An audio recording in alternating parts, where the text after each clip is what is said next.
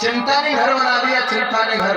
और जिस आदमी के जीवन में 40 वर्ष की उम्र हो, अगर चिंता शरीर में घुस जाए ना, तो शरीर 40 वर्ष की अवस्था में लोग देख के ऐसा कहेंगे ये 7 साल का बुढ़ा होगा। क्यों? चिंता ने घर बना लिया। चिंता दीमक के समान है।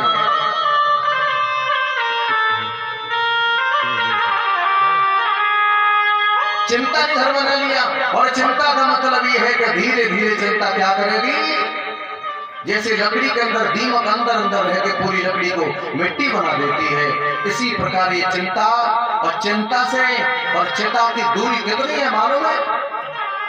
ओनली 1 किलोमीटर की। 1 किलोमीटर की चिंता से और चिता की दूरी 1 किलोमीटर है, कोई 52 किलोमीटर नहीं। जितना आप जल्दी करेंगे उतना जल्दी वहां पहुंच जाएंगे। और गांव से भी शमशान की दूरी 2-4 किलोमीटर नहीं होती है ना? 1 किलोमीटर की होगी। चिंता प्रवेश कर गई। अब तो दोनों बड़ा दुखी रहने लगे क्योंकि संतान ने जन्म नहीं लिया है। और प्यारे, हम आप जिस संतान के लिए रोते हैं, जिस संतान के लिए मन्नतें मांगते हैं, जिस संतान के लिए कथाएं कराते हैं, सब कुछ कराते हैं, लेकिन उस संतान ने कभी इस बाप के लिए कभी बैठ के नहीं सोचा इस बाप ने मेरे लिए क्या किया है। उस बाप ने बाजार गया, बाप को यदि भूख आई तो समोसे उस भूख में ले लिए, एक तो खा लिया और पानी पी के प्यास बुझा के एक अपनी औलाद के लिए कागज में बंद करके जेब में डाल लिया। हमारा पुत्र है, उसको जाकर के दे दो। वही औलाद, अरे मैं जानता हूँ अपने माता पिता का दर्द तुम अभी नहीं समझ सकते हो, तुम्हारी शादी नहीं हुई, लेकिन शादी होने के बाद जिस समय तुम्हारा बच्चा तुम्हारी गोद में होता है, जितना लाड प्यार तुम उसको करते हो, जितना उसके पर तुम कष्ट उठाते हो, यही तुमने यदि अपने माता पिता के लिए सोचा होता, यदि सोच लो तो शायद वो भटके नहीं, उनके आंखों में आंसू नहीं हो। याद रखना, जिस पुत्र के जन्म लेने के बाद और जिसके माता पिता रोते रहे, तो मरने के बाद तो छोड़ दो, जीते जी आपको नरक है, जीते जी समाज आपको थूक रहा है, जीते जी। पुत्र का मतलब होता है तू नामक होता है नरक, त्रमन होता है तारदय।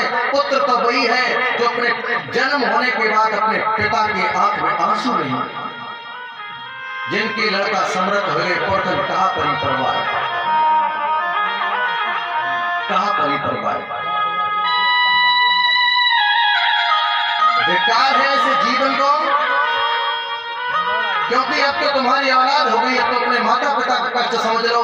तुम्हारे लड़के को गर्मी लगती है, कूलर चला दे तो, लेकिन याद करो वो दिन जिस दिन कूलर नहीं था, पंखा नहीं था, केवल बिजना डुला डुला करके तुम्हारा समय तुम्हारे शरीर पे पसीना नहीं आने दिया। आज तो वो जमाना है, आपने एक कपड़े पे पेशाब कर दी तो वहां बदल के दूसरा बिछा लेती है। उस समय व्यवस्थाएं नहीं थी, सूखे की तरफ तुम्हें लिटा दिया, गीले की तरफ स्वयं लेट गई है। तपस्या करने वाले माता पिता की आंखों में वृद्ध अवस्था में आंसू, धिक्कार है तुम्हारे जीवन को। और तुम कर्म प्रधान विश्व रच रखा, और जो जस करे सो तस फल चाखा।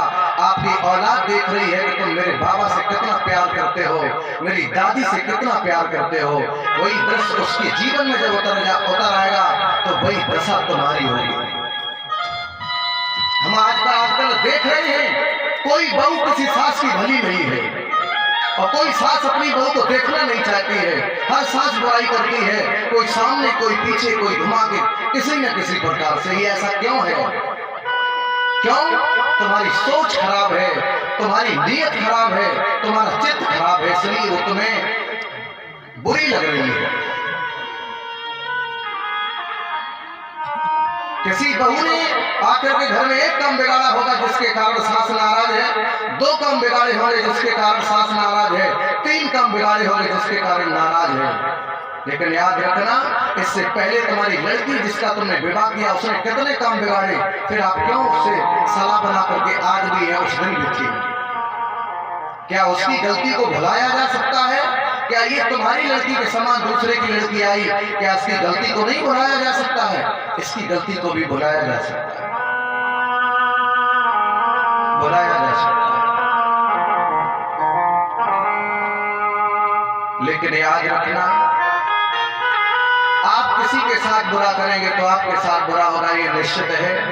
अभी समझ में नहीं आएगा, संतान जब बड़ी होगी आप नहीं बताओगे, मोहल्ले वाले बता देंगे तुम्हारे बाबा थे कीड़ा पड़ के मरे, तुम्हारे बाप ने दवा नहीं कराई, वही संतान का भाव बदल जाएगा। तुम्हारे लिए गारंटी है, कभी सेवा नहीं हो सकती है। गांव में तो फिर भी ठीक है, कस्बाओं में सिस्टम बदल गया, बच्चों का कमरा अलग है, मम्मी पापा का अलग है, दादी दादा का अलग है। बताओ, है घर में एक ही में सजारी में है, लेकिन ऐसे कर दिए जैसे न्यारे न्यारे रह रहे हैं। अब बताओ, नाती का भाव बाबा के लिए नहीं बन पा रहा है, नाती का भाव मम्मी पापा के लिए तो नहीं बन पा रहा, क्योंकि कमरा अलग है।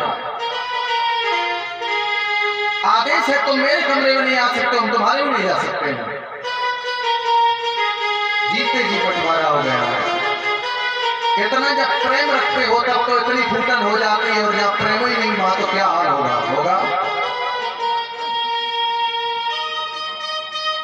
लेकिन याद रखना मेरे प्यारे,